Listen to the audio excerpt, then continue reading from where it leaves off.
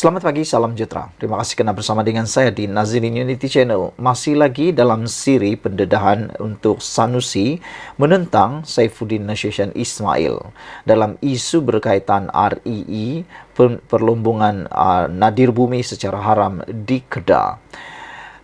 Saifuddin hari ini menyatakan dia anggap peluru besar walhal peluru kapur meriam bulu saja, kata Saifuddin. Alusta Menteri Dalam Negeri Datuk Seri Saifuddin Nasution Ismail menjelaskan lawatannya ke Langkawi Jumaat lalu adalah atas urusan rasmi bagi mendengar taklimat daripada agensi keselamatan. Katanya, sebagai anggota pentadbiran kerajaan yang menjaga portfolio keselamatan, beliau perlu diiringi sejumlah pegawai keselamatan dan perlu menginap di hotel bersamanya. Berikutan itu, beliau mempertikai bagaimana borang tempahan yang dibuat agensi di bawah Kementerian Dalam Negeri KDN di sebuah hotel milik Kerajaan Negeri Kedah boleh bocor dan diperoleh Menteri Besar Datuk Sanusi Mak Noor.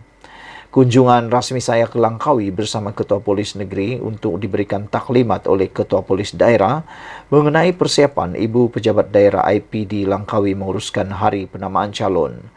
Sudah tentu saya pergi atas urusan rasmi sebagai Menteri Dalam Negeri. Bila saya bergerak sebagai Menteri, saya diiringi beberapa pegawai keselamatan. Kalau saya memilih menginap di sana, sudah tentu mereka pegawai keselamatan disediakan bilik. Kebetulan hotel yang saya pergi milik Kerajaan Negeri Kedah. Jadi borang tempahan bilik saya bocor. Kita maklum pada hotel apabila saya dan Ketua Polis Negeri menginap di situ, ia bukan berkaitan Saifuddin sahaja. Kerana saya adalah anggota pentadbiran yang memegang portfolio keselamatan, katanya pada sidang media di Pejabat PKR Kedah hari ini.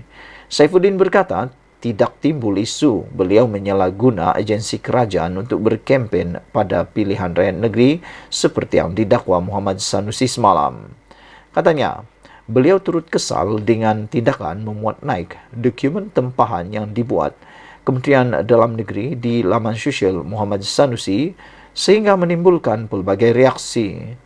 Kalau hotel dengan mudah membocorkan borang tempahan, tak bagus untuk perniagaan hotel itu. Masa depan nanti jika ada orang menteri besar tak setuju atau tak suka, pihak hotel akan terus bagi dokumen begitu saja. Itu menunjukkan betapa lemahnya isu tata kelola. Bukan sahaja Menteri Besar, tapi termasuk anak syarikat kerajaan negeri yang ada hotel tak faham etika, kata beliau lagi. Kerana itu, Menteri Besar terus letak dokumen di Facebook dia dan anggap ini peluru besar, walhal peluru kapur, meriam bulu, kata beliau. Tindakan meletakkan dokumen itu dianggap mungkin dirasakan oleh admin Facebook Sanusi, dirasakan mungkin boleh menyerang Saifuddin Nasution, tetapi sebaliknya Saifuddin Nasution berjaya menggunakan isu itu untuk menembak semula hotel, pengurusan hotel dan juga Sanusi. Apa yang digunakan oleh Sanusi akhirnya menjadi peluru kembali semula kepada beliau. Pertama, bagaimana hotel itu boleh membocorkan maklumat, dan ini pasti akan menimbulkan kerugian kepada hotel itu sendiri. Tak terfikirkah oleh Sanusi bahawa hotel tersebut kini dalam masalah yang besar kerana tindakan membocorkan maklumat pelanggan adalah menyalahi undang-undang dan ia pasti boleh menyebabkan kalau nak disaman, boleh disaman. Jadi adakah Sanusi terfikir itu? Yang seterusnya ialah itu menunjukkan juga kelemahan tata kelola Sanusi, kata Saifuddin lagi. Menurut Saifuddin, bila tempahan dibuat agensi di bawah saya, dianggap menyalahgunakan, sedangkan selain taklimat polis, saya juga diberikan taklimat Jabatan Immigration supaya kunjungan saya menjadi lebih produktif, katanya. Semalam, Muhammad Sanusi mendedahkan dokumen tempahan 15 bilik di sebuah hotel dipercayai di Kuah dengan bayaran dibuat Jabatan Immigration Malaysia. Sekian dulu untuk kali ini. Jangan lupa tinggalkan komen anda, tekan butang subscribe. Kita jumpa lagi. Bye-bye. Selamat pagi, salam sejahtera. Terima kasih kerana bersama dengan saya di Nazirin Unity Channel. Ini satu pendedahan yang paling menarik sekali untuk anda dapatkan pagi ini. Dipetik daripada BH Online, Azmin antara pemimpin paling dibenci penyokong Pakatan Harapan. Itu persoalan yang ditimbulkan dalam siri pendedahan di berita harian online. Apa pendapat anda sekalian dengan siri pendedahan ini? Adakah benar anda juga setuju bahawa Azmin Ali ialah antara pemimpin paling dibenci penyokong PH? Dan adakah anda boleh senaraikan sebab mengapa penyokong PH membenci Azmin Ali ini? Salah satu sebab yang ditulis oleh netizen dalam ruangan komen ialah mereka kata kerana tindakan Azmin Ali menjadi sekongkol di dalam langkah Sheraton dan menyertai pula Parti Bersatu meninggalkan Parti Pakatan Harapan ataupun Parti Keadilan Rakyat yang mana telah mengangkat beliau menjadi orang yang sangat hebat pada waktu dahulu. Dan oleh kerana mereka kata itu, dia lupa daratan. Dan tak tahulah apa sebab dia pindah sebenarnya. Pilihan Raya Negeri PRN Selangor disifatkan peluang terakhir kepada bekas ahli Parlimen Gombak, Datuk Seri Mohamed Azmin Ali untuk membuktikan keupayaannya sama ada masih relevan atau sebaliknya dalam arena politik Malaysia.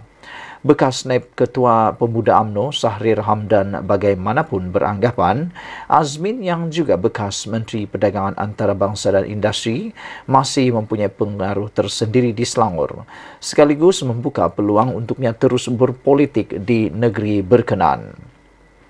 Sahri menganggap ini adalah peluang terakhir buat Azmin walaupun beliau hanya pernah kalah sekali iaitu pada pilihan raya yang lalu, tetapi saya tidak rasa kerja beliau akan bertahan dalam dunia politik, kata beliau. Sekiranya beliau kalah sekali lagi, kali ini dalam PRN, dua perkara akan berlaku. Pertama, politik negara akan meninggalkannya atau dalam bersatu sendiri beliau mungkin tercicir berbanding beberapa pemimpin yang lain. Katanya pada program Podcast Keluar Sekejap dikendalikan bersama bekas Ketua Pemuda UMNO Khairi Jamaluddin.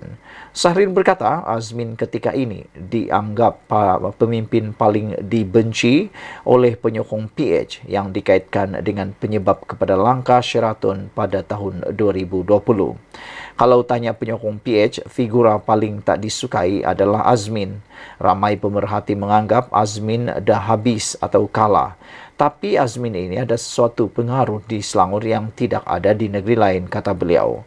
Kalau dia pergi ke Kuala Lumpur atau Johor, tak nampak bayang pengaruh itu. Di Selangor ini ada aura yang tak boleh dinafikan, kata beliau lagi. Pada PRN kali ini, Azmin bertanding di Dewan Undangan Negeri Dun Hulu Kelang berpindah dari Dun Bukit Antarabangsa yang disandangnya sebelum ini menentang setiausaha politik kepada Menteri Besar Selangor Datuk Seri Amiruddin Syari iaitu Juwairia Zulkifli pada PKR. Juruwaira yang juga timbalan Ketua Wanita PKR yang sebelum ini juga penyandang Dun Bukit Melawati menjadi pertaruhan penting PKR dalam misi menewaskan kumpulan yang disifatkan mereka sebagai pengkhianat parti.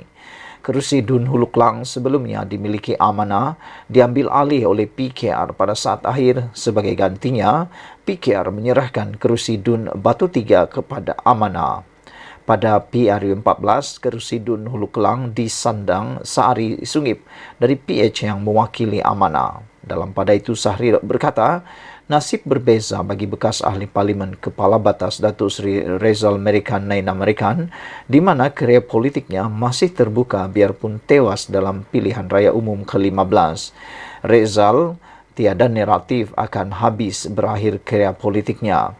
Rezal saya fikir tidak dibebani seperti dihadapi Azmin, cuma dia pun dapat tekanan dalam UMNO Pulau Pinang sendiri. Dalam pada itu, ketika membalas pandangan Sahrir, Khairi berkata dalam politik segala kemungkinan boleh berlaku. Dalam politik ini saya sudah belajar banyak perkara yang mana walaupun Azmin kalah beberapa kali, saya rasa dunia politik ini tidak boleh kata bahawa kerja seseorang itu akan habis.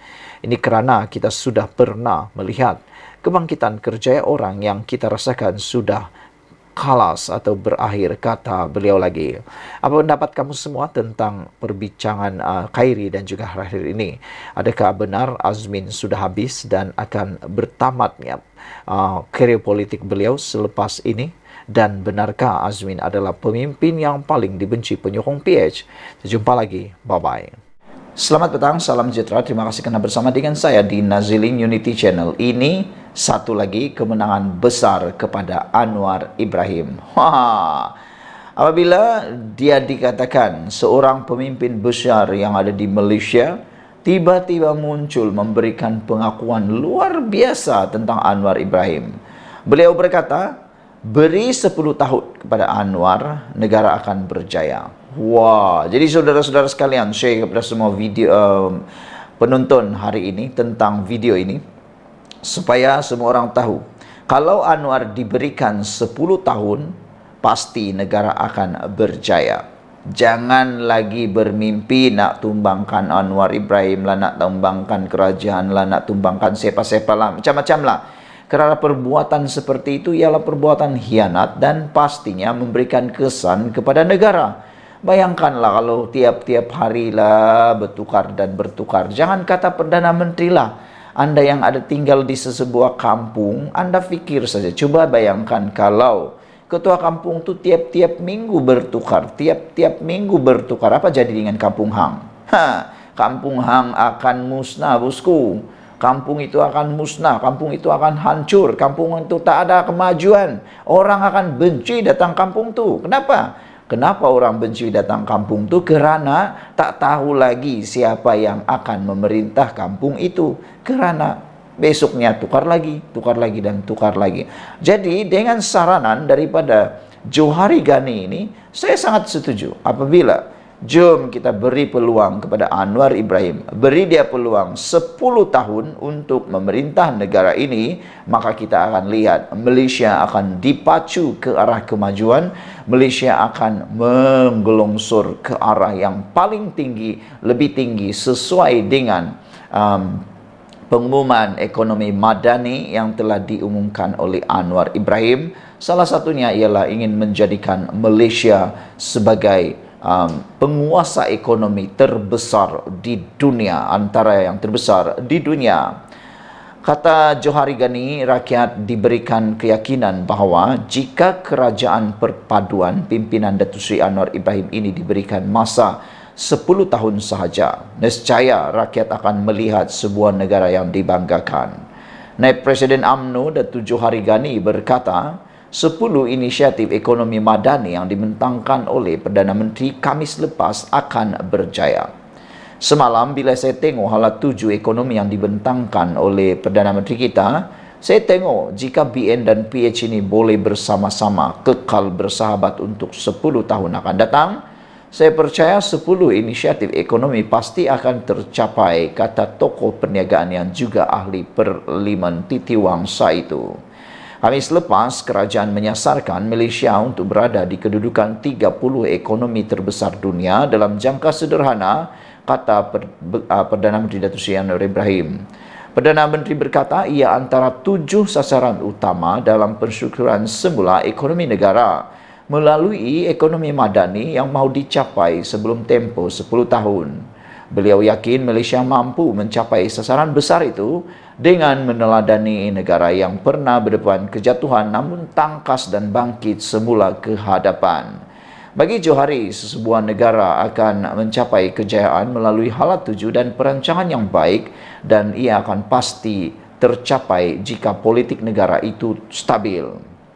Politik yang stabil akan berlaku jika ia berada di tangan pemimpin yang meletakkan kepentingan negara dan rakyat lebih utama dari kepentingan politik.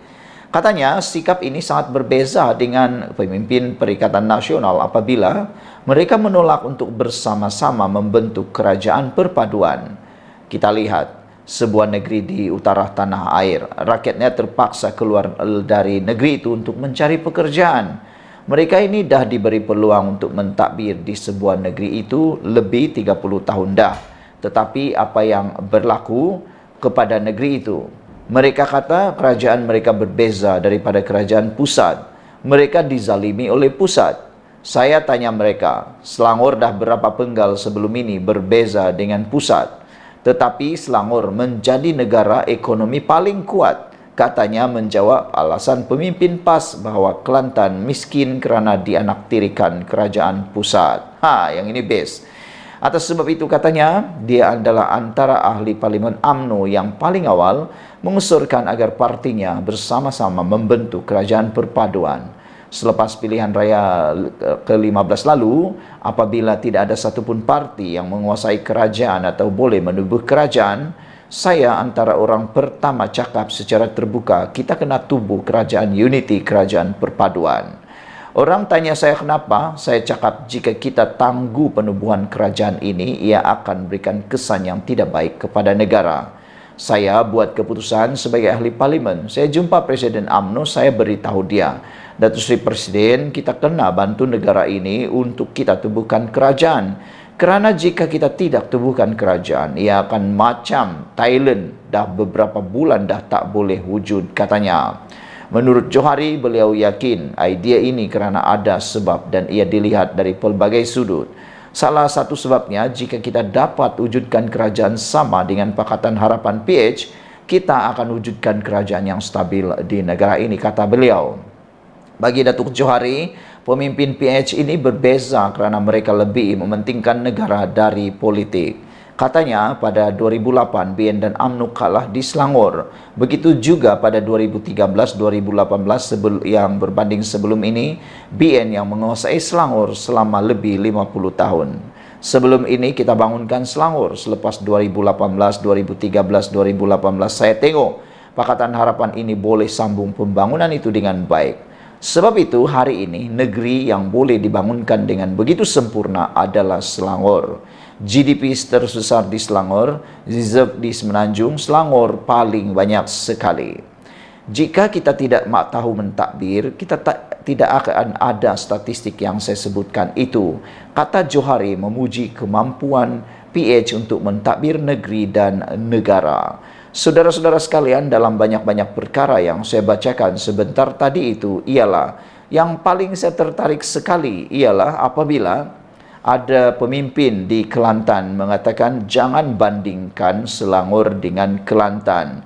Tetapi sebenarnya jawapan kepada perkara tersebut adalah Selangor dah berapa penggal sebelum ini berbeza dengan kerajaan pusat. Dah berapa penggal? Anda masih ingat tu? Tetapi kenapa Selangor menjadi negara ekonomi paling kuat? Kerana kepimpinan di Selangor pada waktu itu sehingga sekarang adalah kepimpinan yang terbaik, kata Johari lagi. Beliau mengatakan bahawa jika mereka dizalimi dan dianaktirikan oleh kerajaan pusat, maka itu hanya alasan semata-mata. Beliau berkata ada sebabnya dia adalah antara parlimen UMNO yang paling awal mengusurkan agar partinya bersama-sama membentuk kerajaan perpaduan. Sekian dulu untuk kali ini. Jangan lupa tinggalkan komen Anda, tekan butang subscribe. Kita jumpa lagi. Bye-bye. Selamat petang, salam sejahtera. Terima kasih kerana bersama dengan saya di Nazilin Unity Channel. Tak sampai 24 jam penamaan calon, papan iklan Anwar ditoreh dan dikoyak. Sungguh tega mereka melakukannya, sungguh tak bermaruah mereka melakukannya, dan amat tidak berfikiran waras mereka melakukannya. Pada pendapat saya sebagai penganalisis politik bebas, saya ingin mengatakan bahawa sesiapapun tidak berhak mengoyakkan sesiapapun punya iklan atau papan spanduk. Tak pedulilah itu siapa, parti mananya, kita harus bersikap manusia yang normal. Hanya orang yang gila yang sanggup melakukan perbuatan hianat seperti ini. Pada pendapat saya, orang yang melakukan seperti ini adalah orang yang punya akhlak senteng, yang boleh kata dah gila. Bukan saja kepada spanduk Anwar Ibrahim yang dikoyakkan, tetapi sesiapa spanduk punya spanduk pun tidak boleh dikhianati. Sesiapapun penyokong itu tidak boleh menghalalkan niat cara melakukan hal tersebut. Tidak sampai 24 jam selepas penamaan calon semalam, papan iklan memaparkan gambar Perdana Menteri Datuk Seri Anwar Ibrahim yang dipasang di tepi jalan, rosak dikerjakan individu tidak bertanggungjawab. Harapan Daily mendapati papan iklan yang diletakkan di Jalan Bukit Mewah Kajang, Selangor itu telah ditoreh sebelum dikoyakkan. Papan iklan tersebut didapati telah dikoyakkan pada jam 8.30 pagi tadi. Tidak dapat dipastikan ini angkara siapa dan tujuan individu itu merosakkan bahan kempen tersebut. Namun ia jelas dilakukan individu yang tidak menyokong Anwar. Pada pendapat saya tahu ini angkara siapa. Nak tahu siapa? Ini angkara monyet.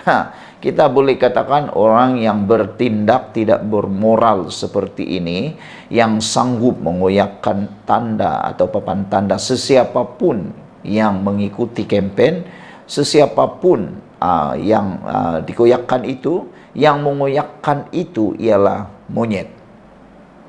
Orang manusia yang normal tidak mungkin akan sanggup melakukannya. Pertama, dia berasa malu pada diri sendiri kerana tiada keyakinan untuk menyokong beliau diri sendiri. Kedua, tindakan seperti itu hanya monyet yang lakukan kerana monyet tak ada akal, tak ada fikiran. Kalau manusia, mustahil dia akan melakukannya kerana masih mempunyai akal kewarasan. Selain daripada itu, kenapa monyet yang melakukannya? Kerana monyet sahaja yang mempunyai kuku yang tajam. Jadi tak tahulah itu angkara siapa, tapi yang pastinya itu angkara bukan manusia yang waras. Budaya samsing serta provokasi ini jelas perbuatan yang tidak matang. Perkara seumpama ini bukanlah pertama kali berlaku. Pengundi maupun penyokong tidak sepatutnya melakukan tindakan tidak bertamadun hanya kerana tidak menyokong seseorang pemimpin. Jangan sampai ada yang menggelarkan parti lawan sebagai parti pengecut dan takut pada poster. Ini luar biasalah kan. Bayangkan kalau poster saja pun orang takut. Poster saja pun orang takut, itu betul-betul menakutkan. Saudara-saudara, sekian dulu untuk kali ini. Apa pendapat Anda tentang orang yang bacul seperti ini, yang hanya berani melakukan perbuatan khianat seperti ini, tapi tak pula berani berkempen? Sekian dulu untuk kali ini. Jangan lupa tinggalkan komen Anda. Kita jumpa lagi. Bye-bye.